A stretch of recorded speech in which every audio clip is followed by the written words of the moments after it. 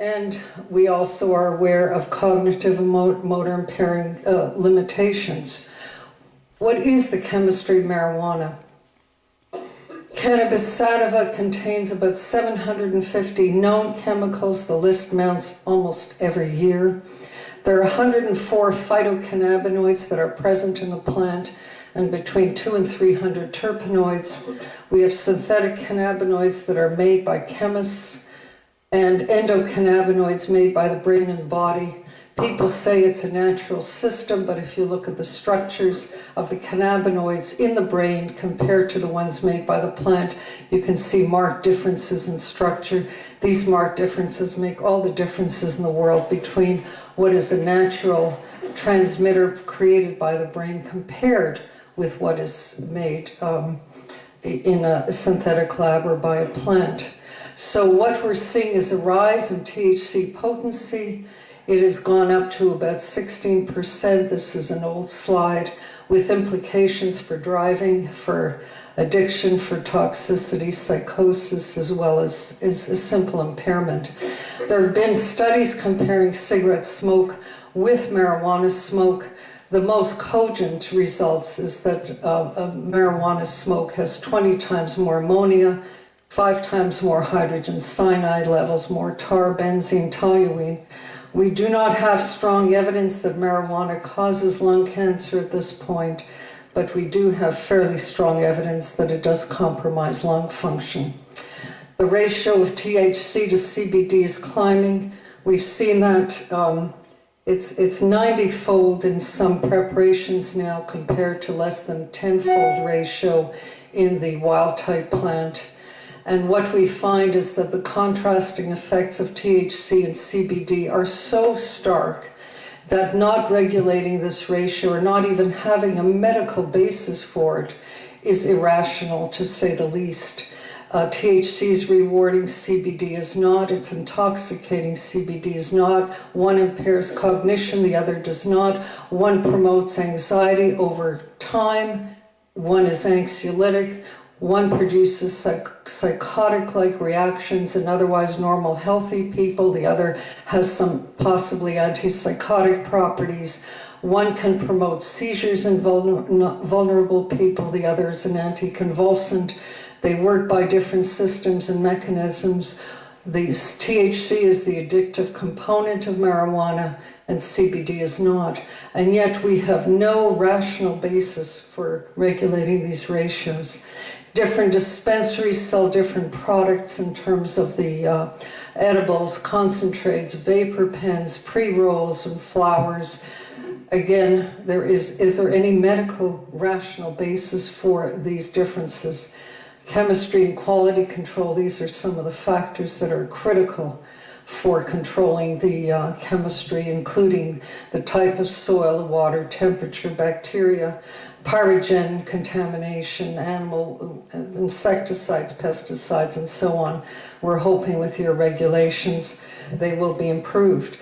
People say, well, the reason there isn't enough evidence on medical marijuana is because the FDA is daunting, the DEA is a daunting challenge, and there isn't enough evidence for Parkinson's, for PTSD, for all these others, because it hasn't been allowed. The best case scenario is looking at the California Center for Medicinal Cannabis, which was heavily funded, over $8 million by Governor Gray Davis after California passed its Compassionate Care Act in 1995. And in that time, they have published only 5 or 6 manuscripts in the entire field of randomized controlled trials that would fit FDA approval standards. And of those, 90% are neuropathic pain and HIV/AIDS. 5 of their major studies, including cancer pain and a number of others, were canceled, not because they couldn't get THC, because the sources, the NIDA sources, were available. They had them at concentrations from 3 to 9% to do the studies. They couldn't get enough patients to volunteer for them. And possibly one of the reasons they couldn't is that patients were not allowed to drive. because they knew they would be liable in case there were car accidents. So we always say, well, the regulations are difficult, they're daunting, and so on and so forth. The DEA, the FDA have eased the rules this year for producing cannabis under different, with different providers. They've removed some of the regulations for it, but the real issue is that we cannot sidestep the adverse consequences, and that is what has held back so many studies. It's not the unavailability, it is not the regulations, it is the fact that most people do not want to engage in a product that could lead to adverse consequences, a list of which is mounting monthly, yearly in the scientific literature. Currently, there are, as I said, at least 50 medical associations that do not endorse it. What is the future? You have tried to set up good regulations, including a bona fide relationship with the physician. The diagnosis should be legitimate, not a diffuse complaint. I'm saddened to hear that you will not have a registry of what the diagnosis is, because a central registry for that is going to help you shape the future. For example, in places, in states that do have a registry what the diagnosis is, we're finding that the compassionate care, end-stage cancer, HIV/AIDS, multiple sclerosis constitutes a minor fraction, in some cases less than 2% of the total people showing up for it. And the vast majority are pain complaints, which are in some cases undefinable, in some cases unquantifiable, and in some cases immeasurable, and in some cases undiagnosable. The screening for at-risk patients, I would strongly suggest that all patients be screened for psychiatric problems and problematic substance use or substance use disorders. Because if you use the analogy of the opiates, the reason that so many people are in trouble with opiates is that the vast majority of people who have become addicted and who have undergone overdose crises are people with prior histories of substance use disorders. And the analogy is not going to be that different here as well.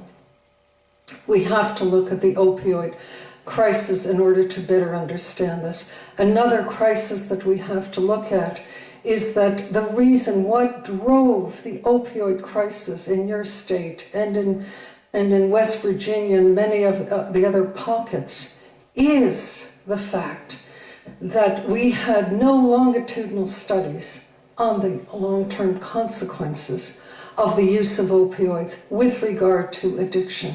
And that's what we don't have currently with marijuana. We have it for so-called recreational use. We don't know if a person using a daily or 3 or 4 times daily is going to end up being addicted, have poor quality of life, have a range of psychiatric diagnoses as a consequence. We can base our conclusions on what is happening now with recreational marijuana, and we can say that those outcomes are not very positive and they're not very healthy. You already have some limits on long-term, short-term use. Your reporting requirements, you should have a reporting requirement system where all adverse events associated with marijuana use, addiction, accidents, employment difficulties, quality of life difficulties should be reported to state authorities. And for the future, again, we need to regulate the quality of the substance. Any dose above a certain measure. And for medical purposes, there's only one paper that has gone above 9%. And that turned out to be ineffective in Crohn's disease in an Israeli study. All of the others have used less than 10%. And the very rational reason is that the side effects are so daunting after a certain concentration of marijuana. It makes no sense to have open-ended THC For every given dose, you should have pharmacokinetic properties. What are you going to tell a patient when you recommend it and they buy edibles? You have to wait 3 hours until it turns on, or it may last for 8 hours as opposed to 6 or 4. There's no rational basis for just having this as an open-ended dispensary. The packet inserts, I urge every one of you in this committee to go into the packet inserts for dronabinol and for Sativex and see what is required for a medicine in terms of warnings, indications, contraindications, side effects, who should use, who should not use, the risks, and drug-drug interactions with alcohol, especially for driving. The medical claims in your in Amendment 2 are without a fundamental basis in the scientific literature. And of course, dispensary people, how will you know that these are being dispensed according to the sparsity of evidence that we need?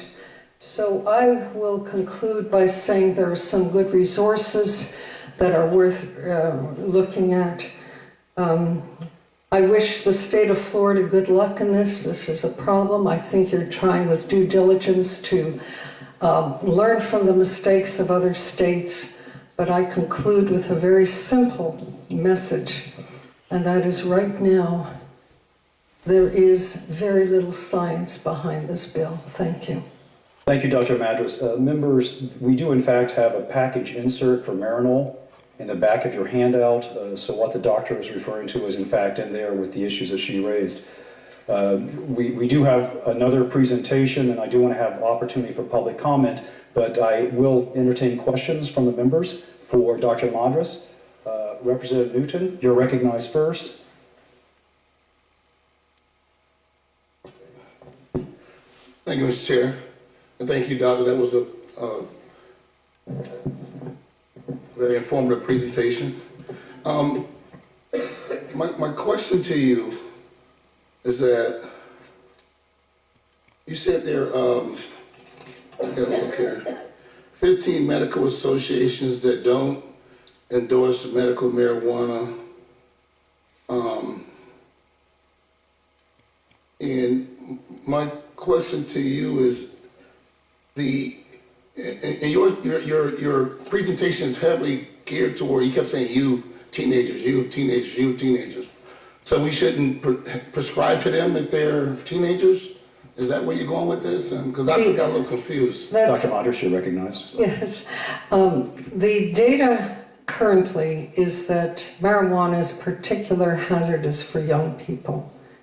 We don't know what the cutoff point is. We can say that 15 and younger, their addiction potential is 5 times higher. With each year delay in use, it is lower in terms of recreational use. But we do know that almost every adverse consequence, including effects on learning and memory, on educational achievement, employment achievement, IQ, is worse if use is initiated during teenagehood. That is, and the reason that we're accumulating this data is that marijuana, the brain is developing rapidly during adolescence. That's why so many diseases of psychiatric nature occur during adolescence.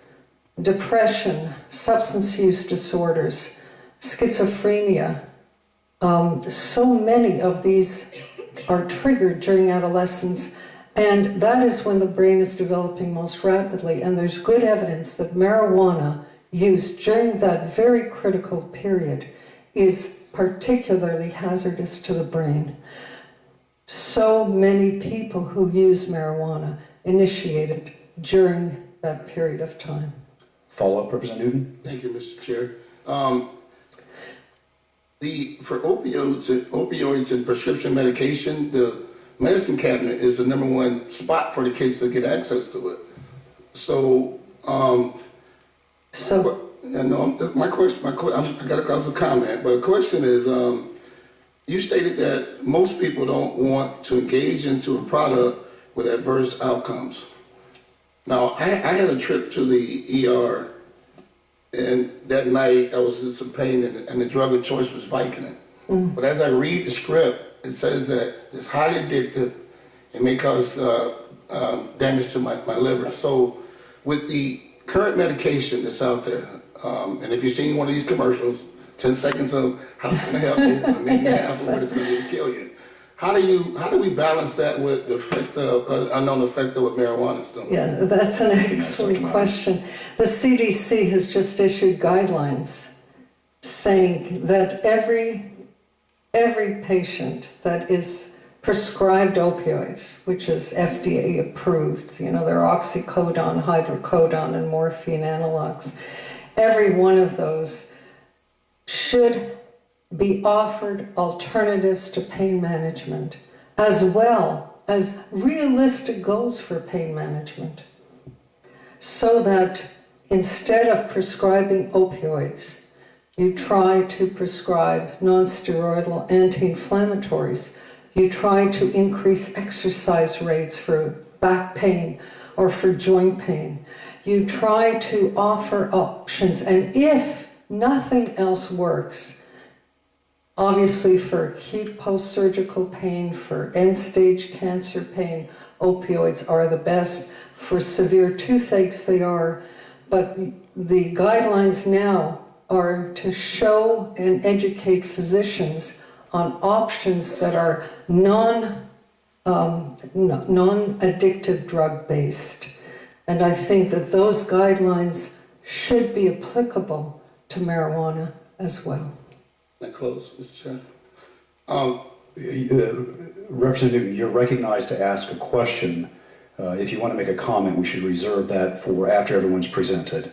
Mike, well, that was a comment. I'll wait. Okay. Thank you, Mr. Chair. Ranking Member Jones. Did I just call you Representative Jones? I apologize, Representative Newton. Ranking Member Jones, you're recognized to ask a question, and you can make a comment at the end as well.